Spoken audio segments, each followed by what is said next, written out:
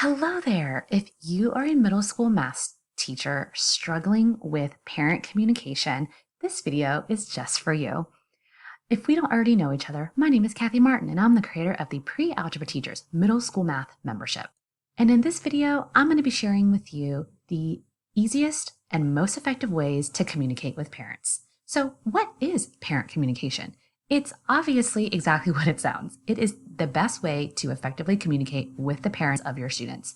Now, one thing I want you to remember is you can I want you to remember that every parent is different. So some parents, it is best to communicate with them via email or via phone or meeting in person. And at the beginning of every year, I always send out a parent questionnaire form for parents to fill out, letting me know the best way to communicate with them.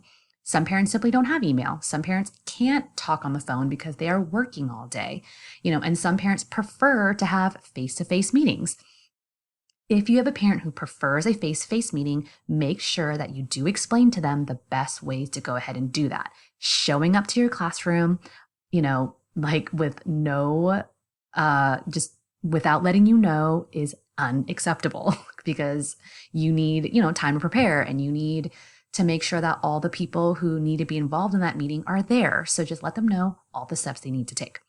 So if this video is going to be really focused on when you are calling parents, emailing parents is perfectly fine and probably more efficient than calling, but just remember, you don't want to put super sensitive material in an email because if for some reason you have to be subpoenaed or if there is a lawsuit involved, the school district and lawyers and what have you can have access to your email. So you want to be very, very careful with what you say in an email, how you say it, and you just want to be able to be in a situation where you're protected.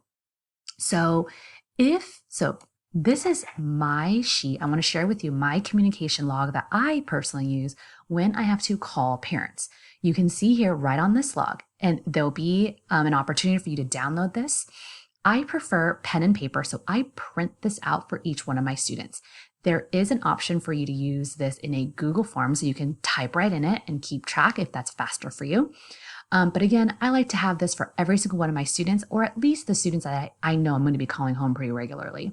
So this spot is for you to write the student's name, write parent or guardian name, home phone number, mobile phone, the date and time you called, and what was discussed. One thing that I want you to remember, if you're going to take anything away from this video, is when you write down notes of what was discussed, keep it very professional and very factual.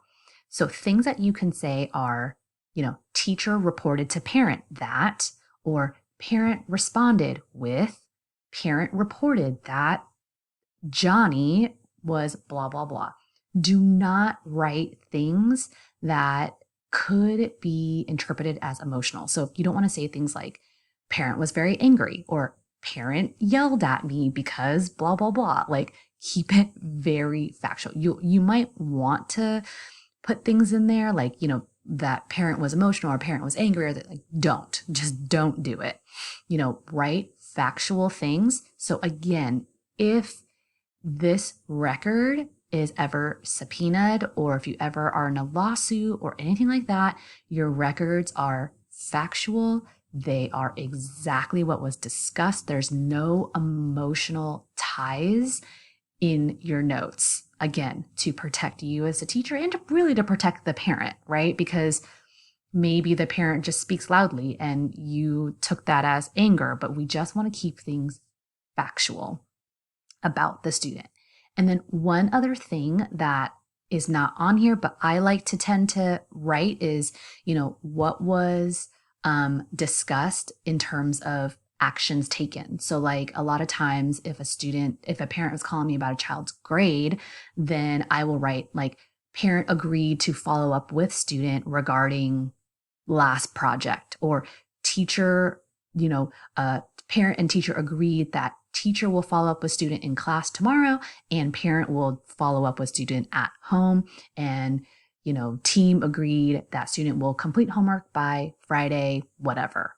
Again, keep it very factual, exactly what was discussed and what is the action plan for one party, both parties, the student, whoever. So then you can refer back to your notes and say, hey, during that phone call, we talked about how you were going to do blah, blah, blah, blah, blah. Did you do that?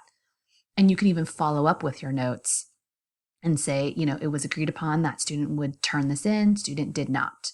So you can just have a running record. So if you would like to download this parent teacher communication log, there will be a PDF version for you to print out if you prefer, handwrite your notes.